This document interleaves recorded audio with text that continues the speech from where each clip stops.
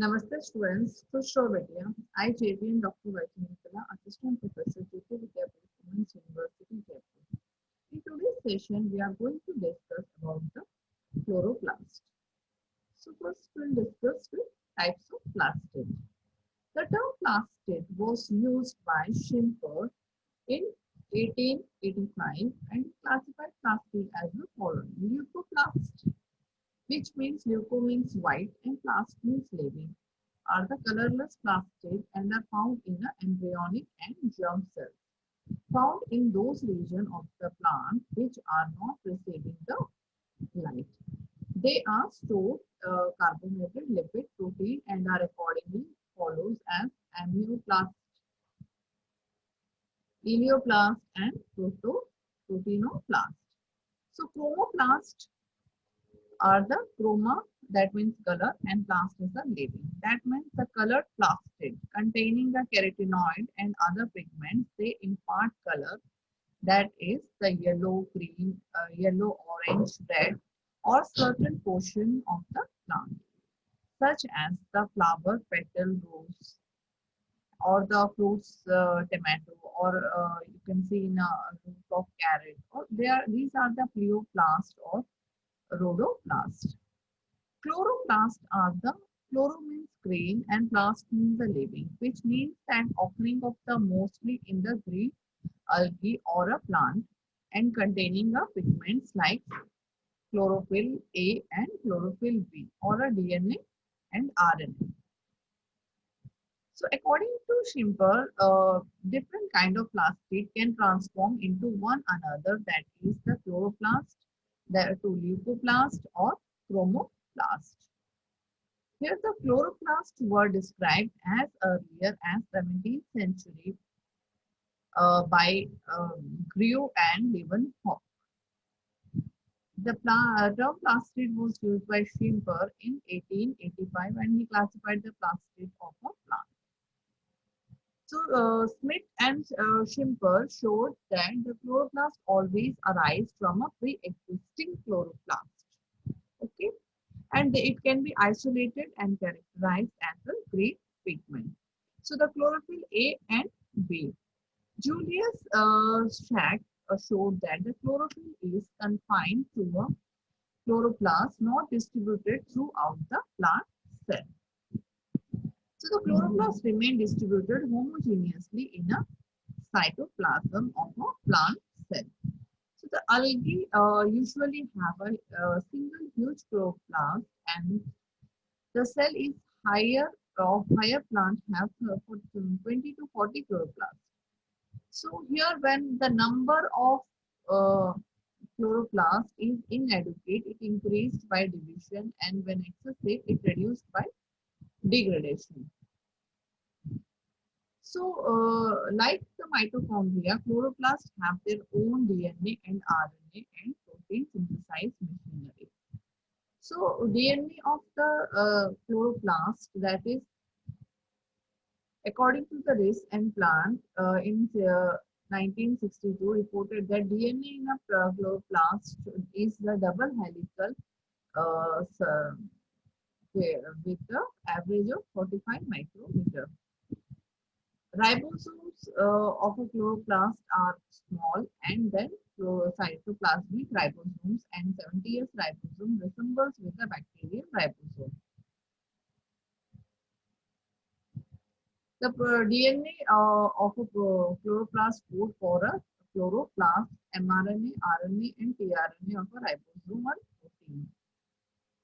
The chemical composition is like protein about in one insoluble protein is present, that is 80%. Lipid is lipid fat like 50% fat, sterols 20%, fat 60%, phosphatides 2 to 7%, carbohydrates starch 3 to 7%, chlorophyll around chlorophyll A 75%, and chlorophyll B 25%, carotenoid like xanthophyll and 75%, and carotene 25%.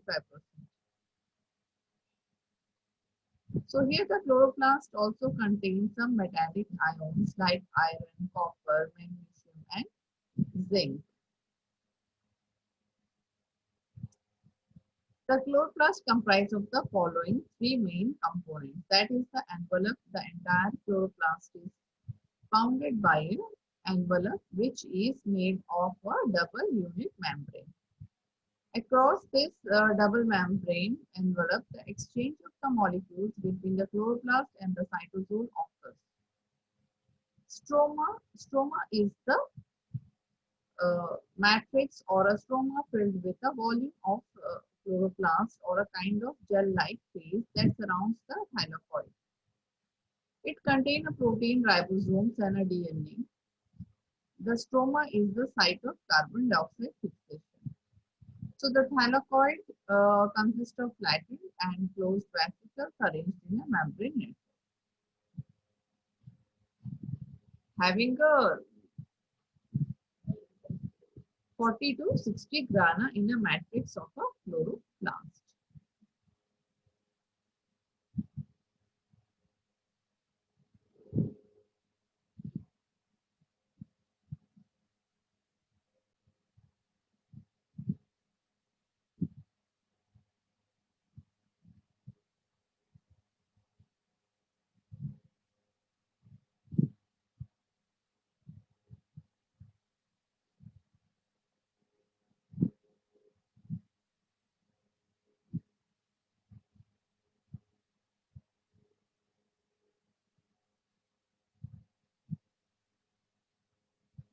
So in the diagram, you can see here the structure of a chloroplast, where the outer layer, it is the outer covered with the outer membrane, and stacks of thylakoid, that is the stacks of grana overlapping one another forming the thylakoid, and this is the lumen here, and it is the innermost layer with a thin double layer. Innermost layer, you can see this is the, here it is the outermost layer. Okay.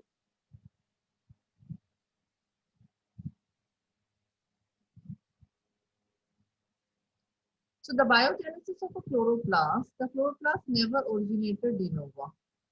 So the chloroplasts multiply by fission, and a process that implies the growth of the daughter organelles. Okay. So during the development of the chloroplast, the first structure to appear is the so-called proplastid. So the proplastid is then developed into a chloroplast. The chloroplast divides, grow, and differentiate as they are circular DNA. So the ribosomal RNA, messenger DNA, and other able to conduct the protein synthesis. Okay. The chloroplast might be a relationship between an autotroph or a microorganism. So some enzymes in the chloroplast are coded for a nuclear gene, or some exist as a double or a symbiotic origin of a chloroplast. So the function of a chloroplast is photosynthesis. So the process of photosynthesis consists of following two steps. That is the first light reaction and the dark reaction. In the light reaction, which is also known as Hill's reaction, the photosynthetic electron transfers the reaction or a photochemical reactions. In a light reaction, the solar energy is trapped in the form of chemical energy, that is the ATP and NADPH. So during its oxygen is trapped by the photolysis. So the dark reaction is known as the Calvin reaction. And the photosynthetic carbon reduce the cycle, that is the PCR cycle, and the carbon fixation reaction or a thermochemical reactions or reduced capacity of NADPH and energy, which occur in the stroma. Thank you. This session is powered by 2.0 Jyoti Vidyapeeth Women's University, Jaipur. If you have any queries, we'll discuss in the problem solving session.